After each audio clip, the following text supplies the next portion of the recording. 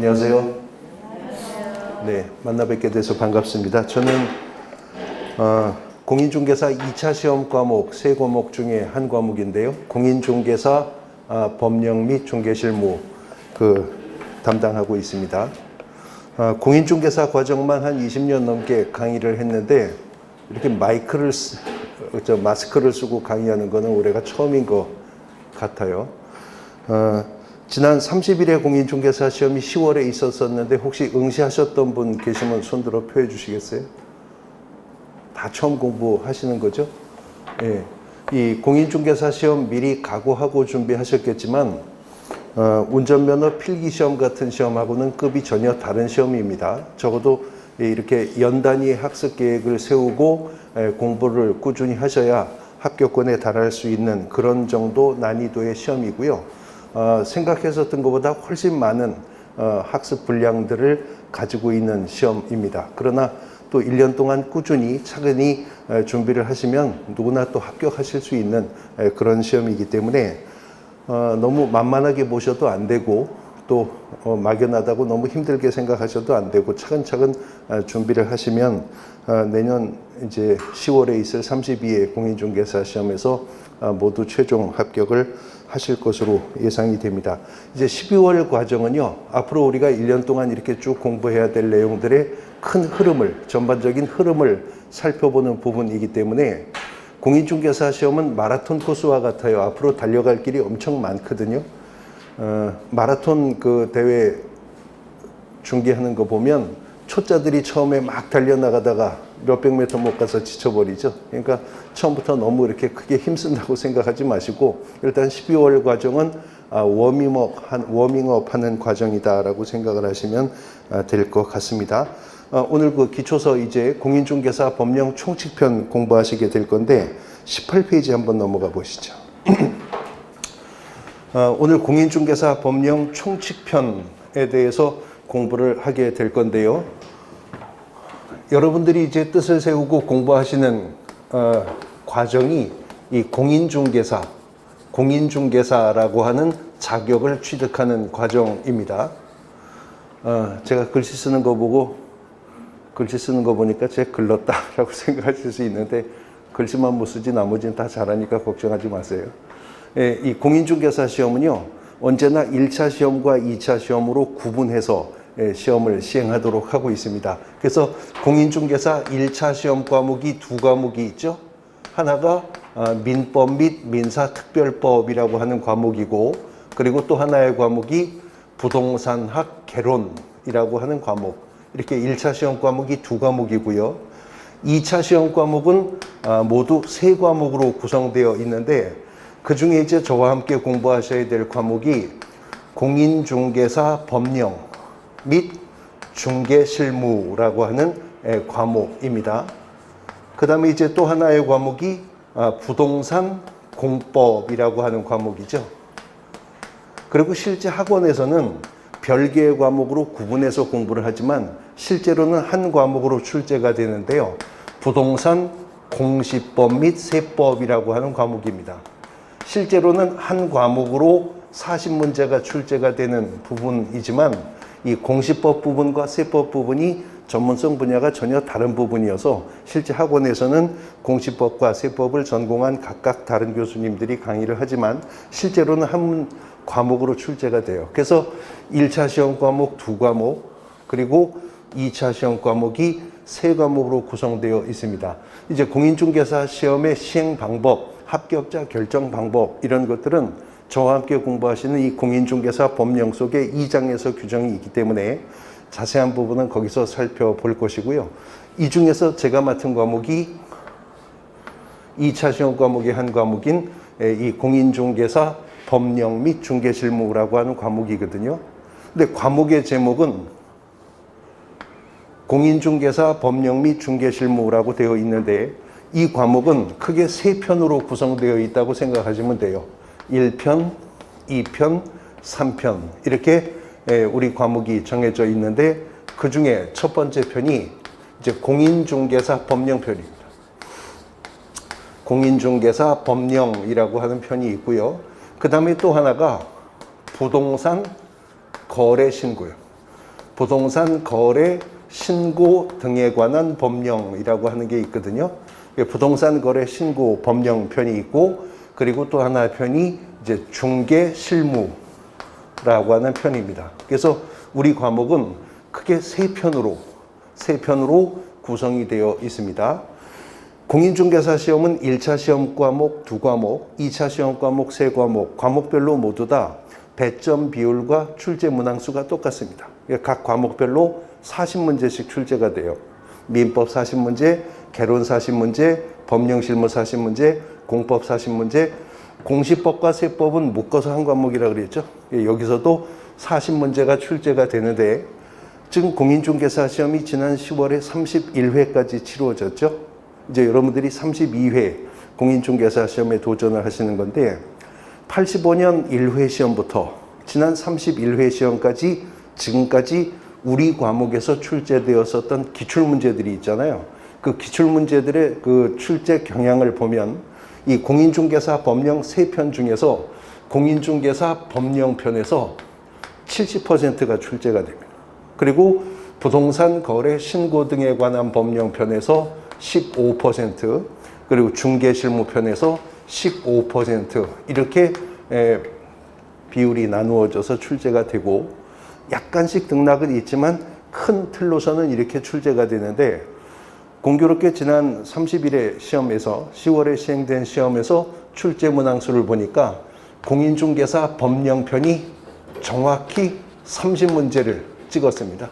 30문제가 나왔고요.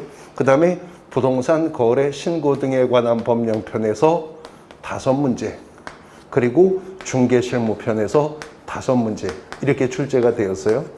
이제 여러분들이 응시하실 32회 공인중개사 시험도 큰 틀에서는 이렇게 나올 겁니다. 뭐 어떤 애는 28문제, 7문제, 뭐 어떤 때는 31문제, 뭐 4문제, 뭐 이렇게 차이가 있을 수는 있지만, 큰 틀에서는 이렇게 문제가 출제가 될 거라고 생각을 하시면 되겠습니다.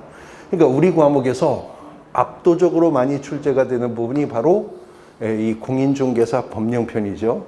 고득점을 하시기 위해서는 일단 총 40문제 중에서 무려 30문제가 출제가 되는 이 공인중개사 법령편에서 퍼펙트하게 득점을 하겠다라고 계획을 세우셔야 될 것 같은데, 오늘은 이제 그 첫 시간으로서 이 공인중개사 법령이라고 하는 법이 어떻게 해서 만들어졌는지, 또 어떻게 구성되어 있고 그 법적 성격은 어떠한지에 대해서 살펴볼 겁니다. 교재 18페이지에 보시면 공인중개사 법령 일반이라고 해서 부동산 중개업의 변천 과정이라고 하는 게 있죠. 멀리 고려시대로까지 거슬러 올라가서 조선시대에는 어땠고, 대한제국 말기에는 어떻고, 일정치하에서는 어떻고, 이런 흐름이 쭉 나오는데, 이런 부분은 이제 1월 제가 기본서 집필을 하고 있는데요. 최종 교정하고 있는데, 기본서가 출간되면 이제 기본서 가지고 2달 과정으로 공부할 때 그때 좀 자세하게 설명을 드릴 거고, 다 그냥 넘어갑니다. 넘어가서 오른쪽에 보면 괄호 7번에 현재 부동산 중개업의 근거법이라고 하는 부분이 있죠. 그 부분입니다. 우리는 지금 공인중개사법이라고 하는 법을 공부할 건데요. 이 공인중개사법이라고 하는 법은 처음에 1983년이요. 1983년에 이른바 부동산 중개업법이라고 하는 법으로 제정이 되었었던 법입니다. 법이 처음 만들어질 때 우리가 제정된다라고 하잖아요. 그 원래 공인중개사법은 처음에 이름이 부동산 중개업법이었어요. 근데 1983년 이 부동산 중개업법이라고 하는 법을 국회가 의원입법의 형태로 입법을 한 이유가 83년 이 법이 제정되기 전까지만 하더라도 이른바 소개영업법이라고 하는 법에 의해서 부동산 중개제도가 규율되고 있었는데, 이 소개영업법이라고 하는 법은 조문이 한 10개 조 정도밖에 안 되는 아주 엉성한 신고제 형태의 법이었었답니다. 그래서 그 당시 소개영업법은 연령 제한밖에 없었대요. 나이 제한. 그래서 만 35세 이상이어야 한다라고 하는 연령 제한만 있어서 누구든 35 이상만 되면 가서 신고만 하면 복덕방 할 수 있었다는 거죠. 부동산 사기전과 오범도 35 이상이면 가서 그냥 신고하면 부동산 중개업을 할 수가 있었던 시절이라는 거예요. 근데 60년대, 70년대 과정에서 산업화 속에서 부동산 투기가 극심한 사회 문제로 대두가 되면서 이 부동산 중개라고 하는 것은 부동산 자체가 거래 금액도 매우 높고 법률적으로도 아주 복잡한 물건이어서 부동산 중개만큼은 부동산 중개만 전문적으로 규율하는 독립한 법률에 의해서 규율이 되어야 하겠다. 이런 입법의 필요가 생겼다는 거죠. 그래서 1983년에 국회가 의원 입법의 형태로 제정을 한 법이 바로 부동산 중개업법이라고 하는 법이랍니다. 그래서 이 부동산 중개업법은 83년이니까 전두환 정부 때죠. 그 당시 83년 부동산 투기 종합 억제 대책이 발표가 되면서 그 부동산 투기 종합 억제 대책의 일환으로 제정된 법이 바로 부동산 중개업법이라고 하는 법이죠. 그래서 그런 그 사회적 분위기 속에서 제정된 법이기 때문에 83년에 제정된 이 부동산 중개업법은 단속법규적인 성격이 아주 강한 허가제 형태로 제정이 되었대요. 그래서 83년에 제정된 부동산 중개업법이 시행된 1984년 이듬해부터는 허가관청에 가서 허가를 받은 자만 부동산 중개업을 할 수 있도록 이렇게 이제 제도가 도입되었다는 거죠. 근데 문제는 허가관청이 당신은 중개업 할 수 있도록 허가해 주겠다. 당신은 허가 안 한다. 그 허가의 기준을 정할 때 공정하게 이 사람이 부동산 중개업을 할 수 있는 전문적인 지식과 소양을 갖춘 자인지를 판단할 수 있는 무슨 잣대가 있어야 되지 않겠느냐. 그래서 1983년 부동산 중개업법이 제정될 때, 만들어질 때, 이때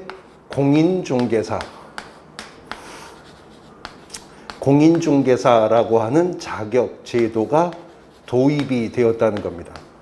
그러니까 지금 여러분들이 도전하고 계시는 이 공인중개사라고 하는 자격 제도는 1983년에 부동산 중개업법이라는 법이 제정될 때 법 제정과 함께 도입이 된 제도라는 것입니다. 그러면 1983년만 하더라도 대한민국에는 공인중개사라고 하는 건 한 명도 없었겠죠. 이제 그 제도가 도입되었으니까요. 1983년 제정된 부동산 중개업법은 그 이듬해인 1984년에 법이 시행이 됩니다.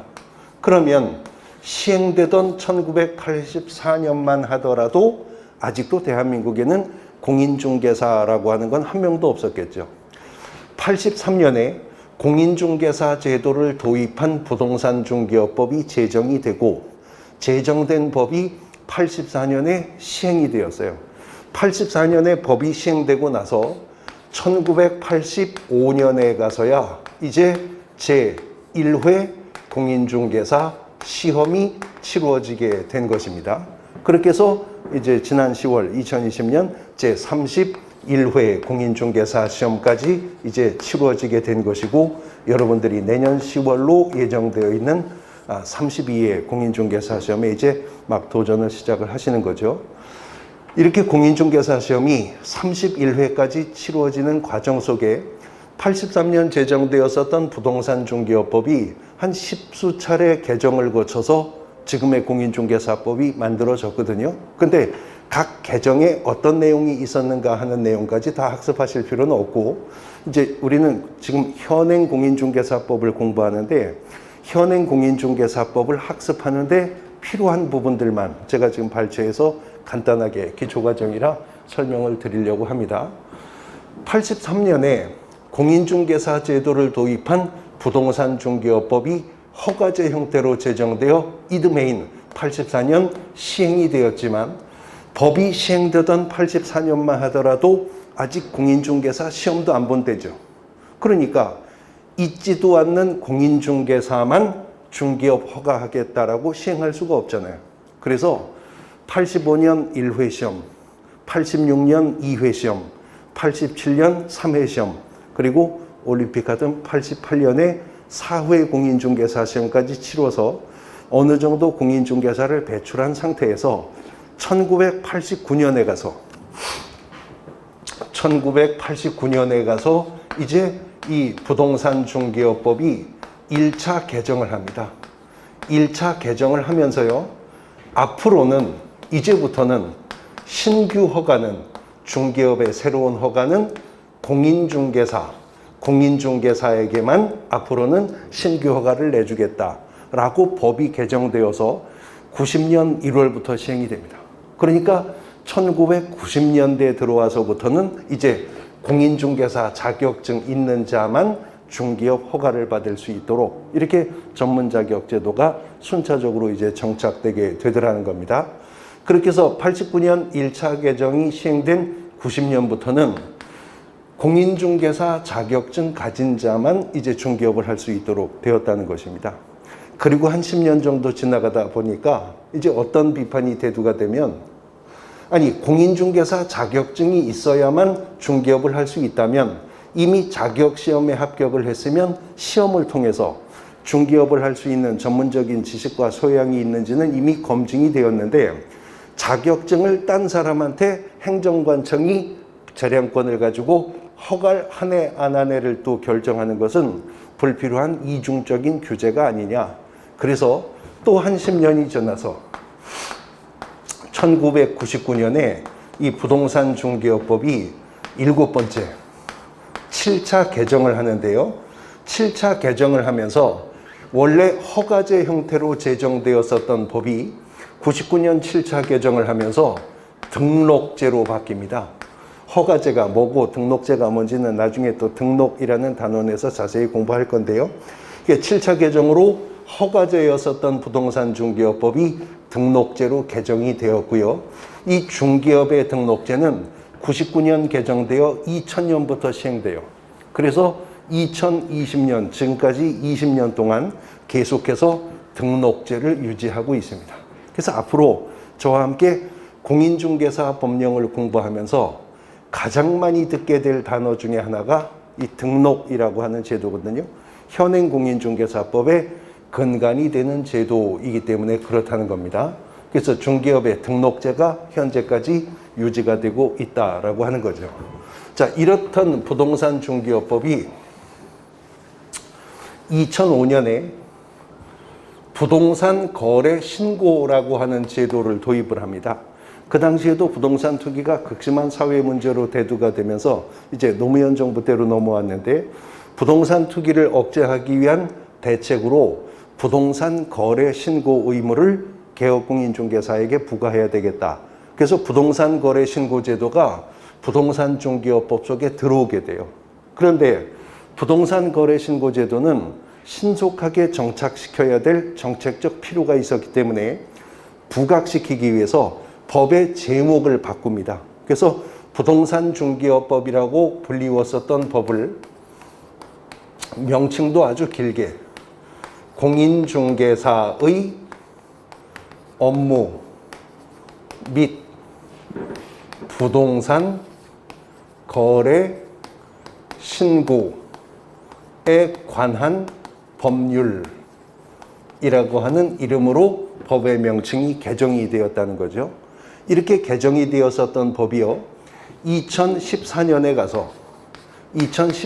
가서 법이 분리가 돼요.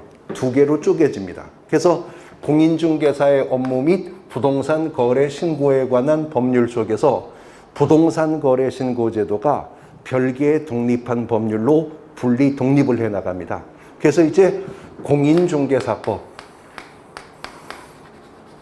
공인중개사법이라고 하는 법률과 그리고 부동산 거래 신고에 관한 법률로 이렇게 두 개의 법률로 독립이 되게 되더라는 거죠. 그래서 공인중개사 법령 및 중개실무 우리 과목 속에 3편이라고 했잖아요. 그 중에 공인중개사 법령편이 있는 것이고 부동산 거래 신고 등에 관한 법령편이 있는 거죠. 전에는 하나의 법이었었는데 두 개로 나눠진 거고, 합쳐지면 거기서 35문제가 출제가 되는 거예요. 나머지 5문제가 이제 중개실무편에서 출제가 되게 되는 거고요. 우리가 공부해야 될 공인중개사 법령은 이런 변천 과정을 통해서 만들어진 법입니다. 그러니까 부동산 중개업법이라고 불리웠었던 법과 지금 우리가 공부해야 될 공인중개사법이라고 하는 법은 실체가 전혀 다른 별개의 두 개의 법률이 아니라 공인중개사법의 시초가 부동산 중개업법이죠. 그러니까 전혀 다른 법률이 아니라 비유하자면 부동산 중개업법과 공인중개사법은 비유하자면 국민학교와 초등학교 관계라고 생각하면 됩니다. 초등학교가 국민학교고 국민학교가 초등학교인데 명칭만 바뀐 거죠. 원래 이 법은 부동산 중개업법이라고 하는 이름으로 제정되었었던 법이라고 하는 거죠. 자, 이런 공인중개사 법령이 어떻게 구성되어 있는가? 19페이지 하단부인데요. 공인중개사 법령의 구성이라고 하는 부분입니다. 특정한 법령의 구성이라고 하는 것을 학습하기 위해서는 먼저 법 단계라고 하는 개념을 이해하셔야 되는데요. 공인중개사 시험이 모두 몇 과목이라고요? 써놓고 여쭤보는데 5과목, 1차 시험 과목 2과목, 2차 시험 과목이 3과목입니다. 근데 공인중개사 시험 과목 총 5과목인데 5과목 중에서 법 과목이 아닌 과목은 하나밖에 없네요. 뭐죠? 예, 부동산학, 개론. 여기에만 법자가 없잖아요. 예, 그래서 5과목 중에서 법 과목이 아닌 과목은 이거 한 과목밖에 없습니다. 부동산학, 개론. 이건 법이 아니죠. 법이 아니라 뭐예요? 법이 아니라 학입니다. 학. 예, 이거는 법이 아니라 학인 겁니다. 우리 이제 한동균 교수님이 강의를 하실 건데 앞으로 공부를 하시면 학을 띨 겁니다.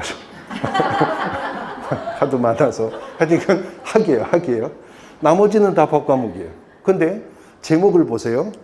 민법 및 민사특별법, 부동산 공법, 공시법 및 세법, 다 법이죠.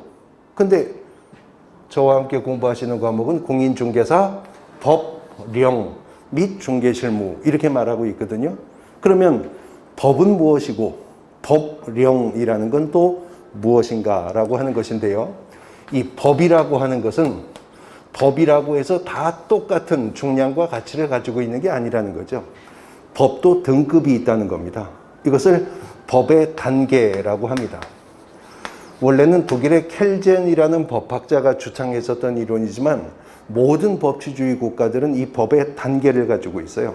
법의 등급을 가지고 있습니다. 그래서 우리나라도 법의 단계가 있는데 법의 등급 중에서 최상위에 있는 유일한 법이 하나 있죠.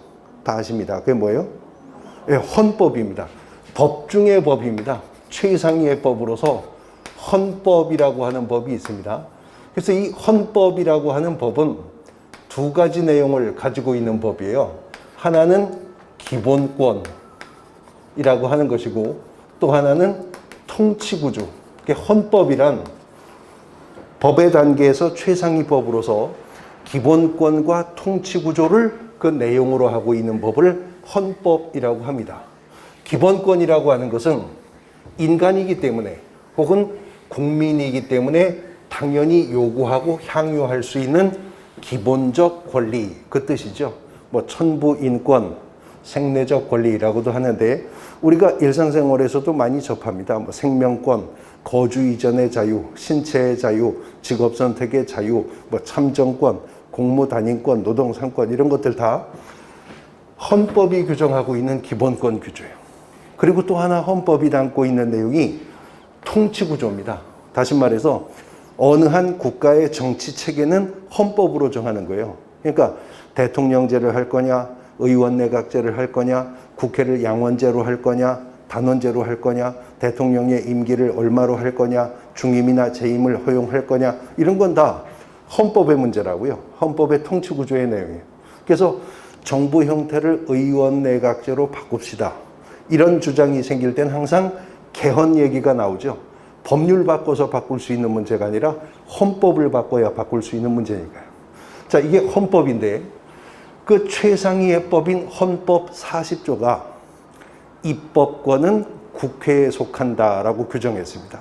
헌법이 법을 제정할 권한을 국회에게 부여했거든요. 그래서 우리가 삼권분립의 원칙에 입각해서 국회를 표현할 때 뭐라고 하죠? 입법부라고 하잖아요. 왜 입법부라고 해요? 법을 만드는 기관이기 때문에 입법부라고 하는 거죠. 그래서 헌법 40조의 위임을 받아서 국회가 제정한 법의 형식을 일컬어서 법률이라고 부르는 겁니다. 그러니까 법률이라고 하는 단계의 법은요, 누가 제정하는 거라고? 예, 국회가 제정하는 법의 형식을 일컬어서 법률이라고 부른다는 겁니다. 그런데 헌법으로부터 법을 제정할 권한은 국회가 부여받았는데 국회가 일상생활에 적용되는 모든 세부적인 법규들을 다 만들 수는 없거든요. 그러니까 국회가 어떤 특정한 법률을 만들잖아요. 그러면 그 법률로부터 위임을 받거나 그 법률을 시행하기 위해서 필요한 사항들을 명령이라고 하는 등급으로 입법을 하게 되는데 대통령제 정부 형태 하에서 이 명령이라고 하는 등급의 법은 대통령이 국무회의의 심의를 거쳐서 입법하는 법의 형식을 명령이라고 부르는 겁니다. 그리고요, 이 명령이라고 하는 등급을 가지고 있는 법들은 천편일률적으로 그 제목을 무슨 법 시행령이라고 이름을 갖는 겁니다. 그러니까 주택임대차보호법 시행령, 건축법 시행령, 농지법 시행령, 이건 다 명령의 등급의 법들이에요. 대통령이 국무회의의 심의를 거쳐서 만드는 명령입니다. 그 다음에 이 명령이라는 등급 아래 등급에 부령이라고 하는 등급의 법이 또 만들어지는데요. 이 부령이라고 하는 등급의 법은 표현 그대로 행정 각 부의 장관이 제정하는 법의 형태를 부령이라고 합니다. 근데 그 각 부가 어디였느냐에 따라 부령 중에는 국토교통부령도 있고 교육인적자원부령도 있고 보건복지부령도 있고 국방부령도 있고 그렇겠죠. 어쨌거나 이 부령의 등급을 가지고 있는 법들은요, 또 천편일률적으로 그 법의 명칭이 무슨 법 시행규칙이라는 이름을 갖는 겁니다. 뭐 건축법 시행규칙, 농지법 시행규칙, 이거 다 부령의 등급으로 입법이 되는 거예요. 그리고 부령 아래 등급으로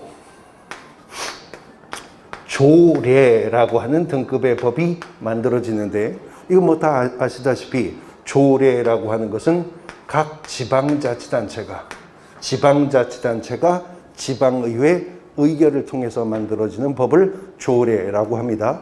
물론 조례 중에는 특별시, 광역시에서 만드는 시도조례도 있고 또 기초자치단체에서 만드는 시군구조례도 있죠.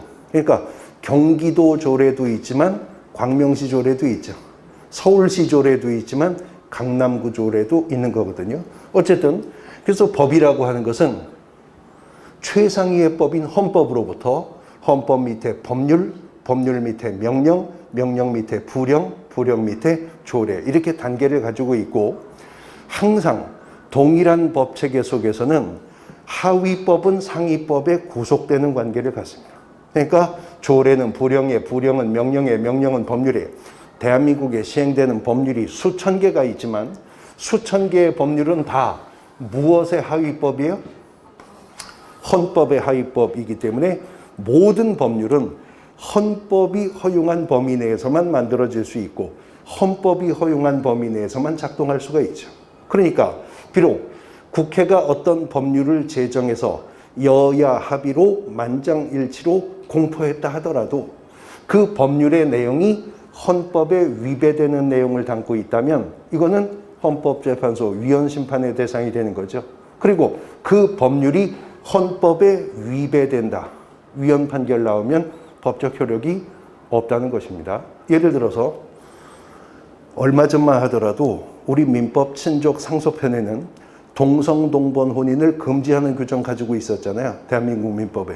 근데 헌법재판소가 민법이라는 법률에 규정되어 있는 동성동본 혼인 금지 규정은 헌법에 위배되는 내용이다, 위헌 판결 떨어지는 순간 효력이 없어져 버린 거예요. 이렇게 항상 하위법은 상위법에 기속되는 관계를 갖는다는 거죠. 그런데 1983년에요. 국회가 부동산 중개만 전문적으로 규율하는 독립한 법률이 있어야 하겠다. 그래서 의원입법의 형태로 제정했었던 법이 바로 부동산 중개업법이라는 법률이었고, 그 부동산 중개업법이 공인중개사의 업무 및 부동산 거래 신고에 관한 법률로 명칭이 개정되었다가 부동산 거래 신고 제도가 별개의 독립한 법률로 독립해 나가면서 이제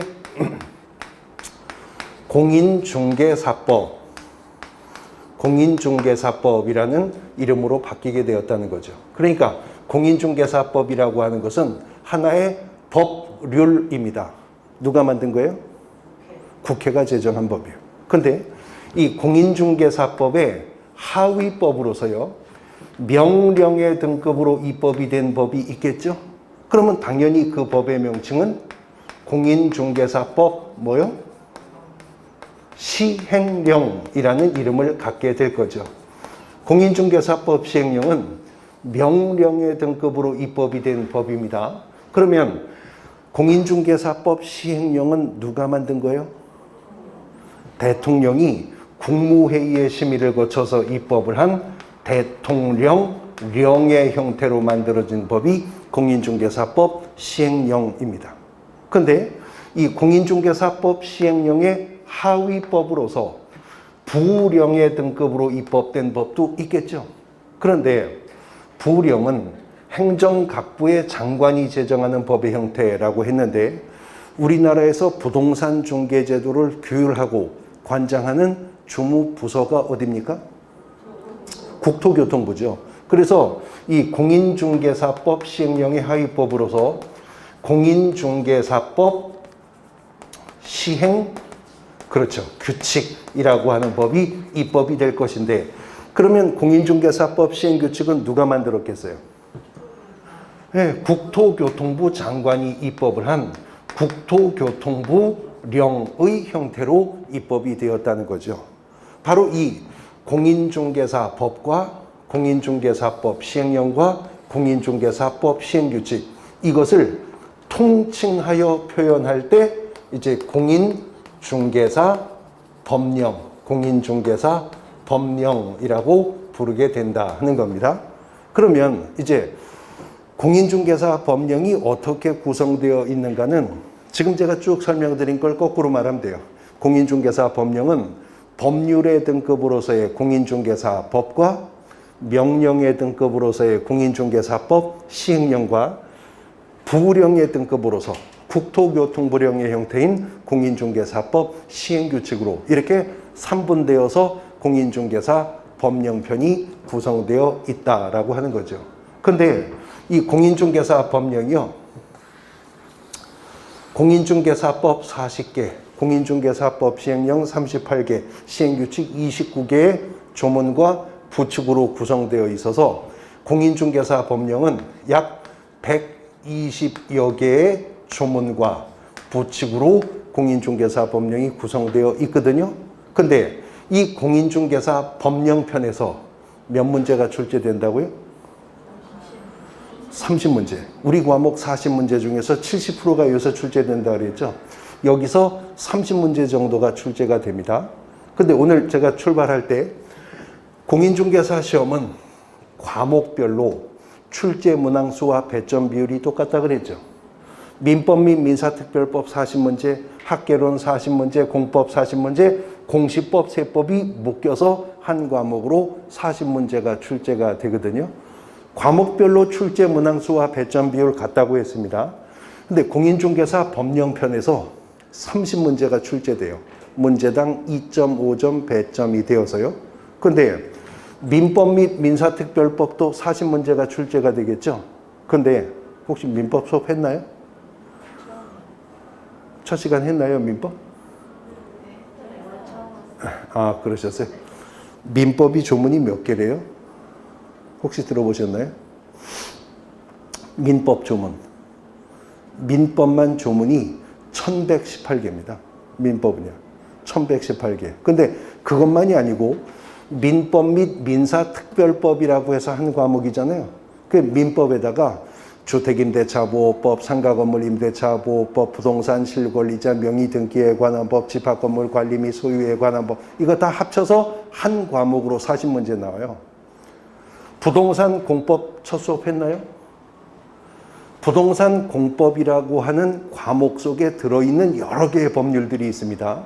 국토회계 및 이용에 관한 법, 건축법, 주택법, 농지법, 도시 및 주거환경 정비법, 이 법들 다 조문수를 합치면 그것도 간단하게 1000개가 넘어가요.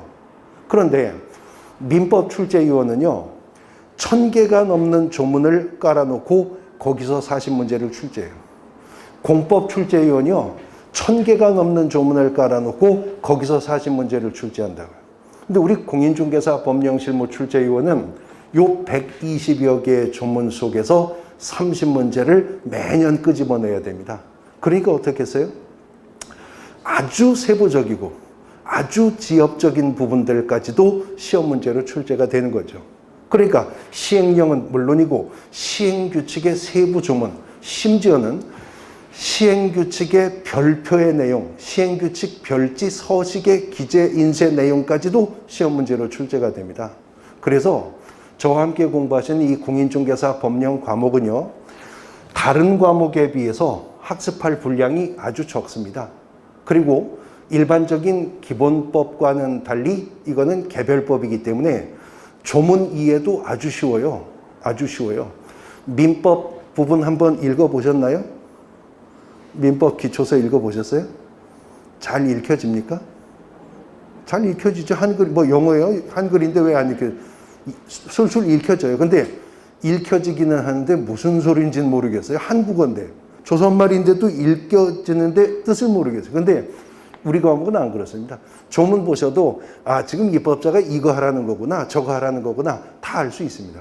내용 이해도 쉽고요. 분량도 그렇게 많지 않지만 좁은 범위 내에서 문제가 출제되기 때문에 아주 세부적이고 지엽적인 부분까지도 문제로 출제된다는 거. 그렇기 때문에 설렁설렁 공부하고 대충 이해한 상태에서 고사장 가면 대충 다 틀리고 나와요.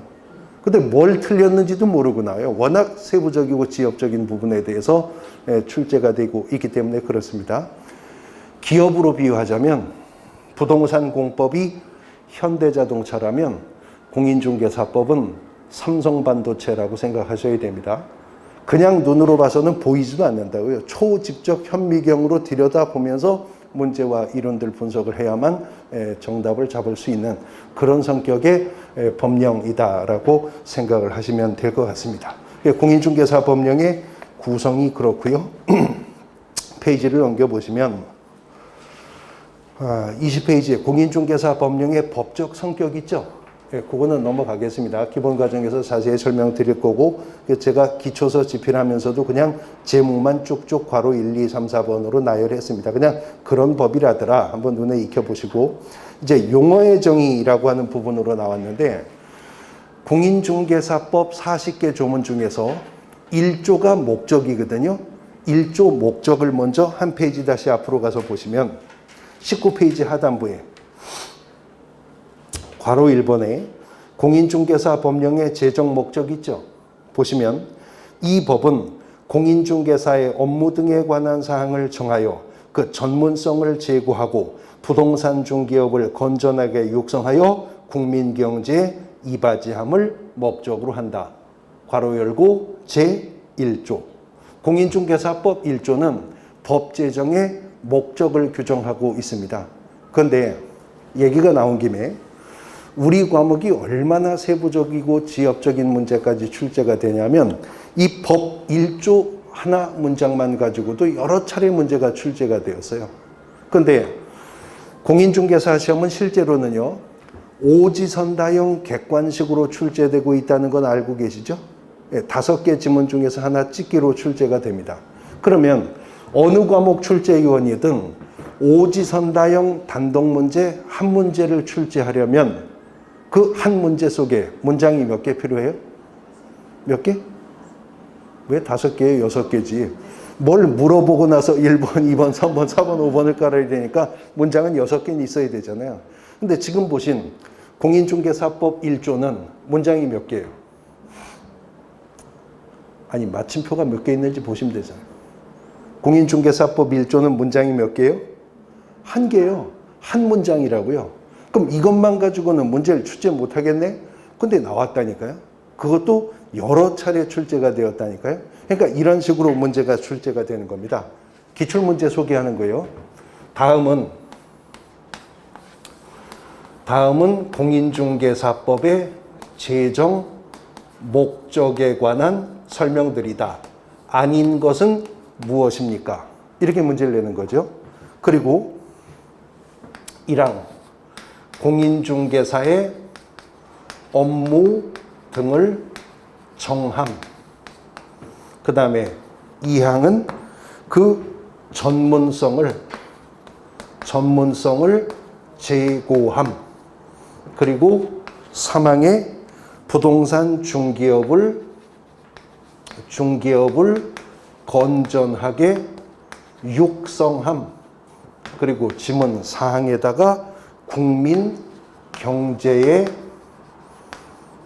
이바지함. 지문 4개 만들어졌죠. 그럼 여기에 이제 어쩌고 저쩌고 함. 이렇게 해서 문제가 출제가 됩니다. 정답은? 예, 5번이 정답이죠. 5번이 정답이에요. 5번이 정답이에요. 그런데요, 이 5번 문장에 누가 봐도, 공부 안 한 사람이 봐도 이 법 제정 목적일 것 같은 문장을 집어넣으면 헷갈리겠죠. 그러니까 누가 봐도 이 법 제정 목적과는 상관없는 얘기 같은 게 지문으로 나오면 문제 난이도는 없어지잖아요. 그러니까 꼭 이 법 제정 목적일 것만 같은 걸 갖다 집어넣는다고요. 예를 들어서 개업공인중개사를 적절히 규율함. 마치 이 법 제정 목적일 법만 하죠.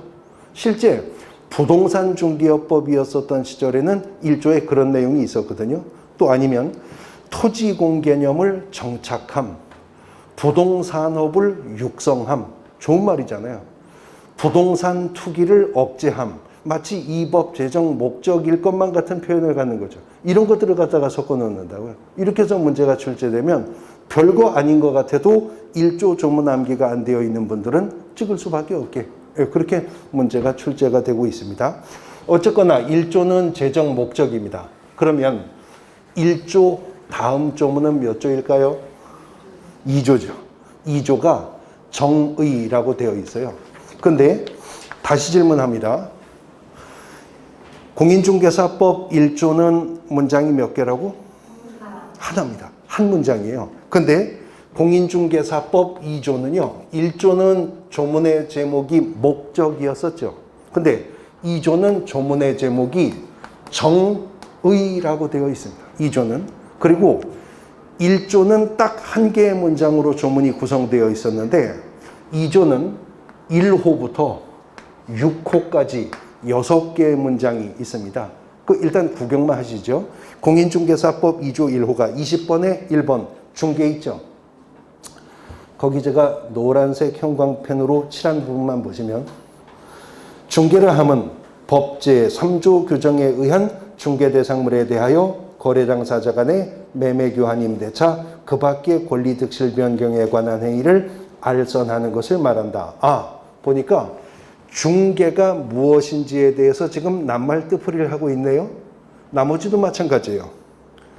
이번에 중개업 보면 중개업이라 함은 이러쿵 저러쿵 한 것을 말한다. 오른쪽에 3번 공인중개사라 함은 어쩌고 저쩌고 한 자를 말한다. 4번 개업공인중개사라 함은 이러저러한 자를 말한다. 무슨 국어사전도 아니고 갑자기 낱말 뜻풀이가 나오고 있잖아요. 그러면 왜 법 속에서 이런 낱말 뜻풀이가 나오는가? 요거 간단하게 설명드리고 이제 잠깐 쉬었다가 용어의 정의로 들어갈 건데, 앞서서 제가 공인중개사 법령의 구성을 설명드리기 위해서 법의 단계에 대해서 설명했었어요. 법이라고 하는 것은 단계가 있어서 최상위의 헌법부터 법률, 명령, 부령, 조례 이렇게 구분이 되고 그 법의 단계에 따라 입법자가 달라지죠. 그런데요, 헌법이든 법률이든 명령이든 부령이든 조례든 간에 어떤 법을 제정할 때는 문장으로 조문을 만드는 거잖아요. 그러다가 보니까 법이라고 하는 것은 추상적이고 관념적인 하나의 문장으로 구성됩니다. 근데 그런 추상적이고 관념적인 문장을 이제 구체적인 실제 사건에 적용을 하기 위해서는 법을 해석을 해야 돼요. 법을 해석을 해야 되는데 법 해석을 하는 방법은 여러 가지가 있거든요. 근데 법 해석의 결과에 권한이 발생하는가 여부에 따라서 법 해석을 구별해 보면 법 해석은 유권 해석이라는 해석이 있습니다. 그러면 눈치 있으면 아시겠는데 무슨 해석도 있겠어요? 그렇죠. 무권 해석도 있겠죠. 법을 해석하는 방법 중에 유권 해석도 있고 무권 해석도 있거든요. 그러니까 권한이 있는 해석, 없는 해석 그 말입니다. 근데 이 무권 해석이라고 하는 걸 우리가 다른 말로 법학에서 항리 해석이라고 합니다. 그 무권 해석 혹은 항리 해석이라고 하는 건 뭐냐면 주로 법과대학 교수 같은 법학자들이요. 이 법은 이렇게 해석이 되어야 한다라고 자기의 학문적 연구의 결과로서의 성과물을 논문이나 리포트를 통해서 주장하는 거, 우리가 이걸 항리 해석, 무권 해석이라고 하고, 앞으로 이제 민법 공부할 때 그 무권 해석의 결과물을 우리가 공부할 때 이른바 학설이라는 이름으로 공부하는 겁니다. 근데 학설 중에서요, 총 10명의 학자 중에 7, 8명이 그런 주장을 한다. 그럼 뭐라 그러겠어요? 다수설 그러겠죠. 총 10명의 학자 중에 한두 명만 그런 주장을 한다. 그럼 뭐 소수설 그러겠죠. 뭐 유력설, 통설, 학설인데 이거는 학문적 소신으로서의 주장일 뿐이지 여기 어떤 직접적인 법적 효과가 발생하는 것은 아니기 때문에 무권 해석, 항리 해석이라고 하는 것이고요. 이런 학설은 장차 유권 해석의 이론적 기반을 제공해 준다는 간접적 의미만 갖는 겁니다. 자, 이와는 달리 유권 해석은 표현 그대로 어떤 특정한 법 해석에 즉각적인 권한이 발생하는 해석을 유권 해석이라고 하겠죠. 근데 어느 기관에서 권한 있는 법 해석을 하느냐에 따라 다시 유권 해석은 세 가지로 구분이 되는데요. 삼권 분립의 원칙에 의해서 국가기관을 세 수로 나누면 어떻게 나눠집니까? 초등학교 4학년 때 배우신 거예요? 네? 네, 입법부, 네, 사법부, 행정부 이렇게 나누는 거죠. 우리가 이걸 초등학교 때 삼권 분립의 원칙 뭐 이렇게 배웠잖아요. 그러면 국가기관을 입법, 사법, 행정으로 3분하는 것은 구별의 기준이 뭐죠? 무슨 기준으로 나누는 거예요? 법이요. 법을 기준으로 나누는 거예요. 법이라고 하는 것은 워낙 막강한 힘을 가지고 있는 것이기 때문에 국민이 어느 한 국가기관에 법이 가지고 있는 모든 힘을 다 떠넘겨줬다가는 기본권이 침해될 위험성이 있다고 보는 것입니다. 그러니까 토막쳐서 나눠주는 거예요. 상호 견제할 수 있도록. 그래서 입법부는 뭐 하라는 거죠? 법을 만들라는 거예요. 그러면 입법부가 만든 법을 가져다가 행정부는 집행을 하는 것이죠. 그리고 법에 대한 최종적인 판단과 해석을 하는 데가 어디예요? 사법부죠. 사법부가 어디입니까? 법원입니다. 그래서 사법부가 원래 법을 해석하는 기관이죠. 그래서 우리가 사법 해석의 결과물을 뭐라고 해요? 판례라고 하잖아요. 헌법재판소 판례, 대법원 판례, 고등법원 판례, 하급시 판례, 그 판례라고 하는 것이죠. 근데 원래는요, 사법부가 법을 해석하는 기관이고 행정부는 법을 집행하는 기관이고 입법부는 법을 제정하는 기관이죠. 그런데요, 입법부가 제정한 법을 행정부가 집행을 하기 위해서 행정부가 부여받은 권한 범위 내에서 법을 구체화하는 작업을 할 수 있거든요. 이것을 행정해석이라고 합니다. 행정해석이라고 하는데 지금 법학 이론에서는 그렇지만 우리가 일상생활에서 일상생활에서 유권 해석이라고 하면 주로 행정 해석을 의미하는 개념으로 많이 쓰입니다. 9시 뉴스 보시다 보면 이 사건과 관련해 보건복지부 유권 해석에 따르면 어떻습니다. 이렇게 말할 때 그 유권 해석은 뭐예요? 행정 해석을 말하는 겁니다.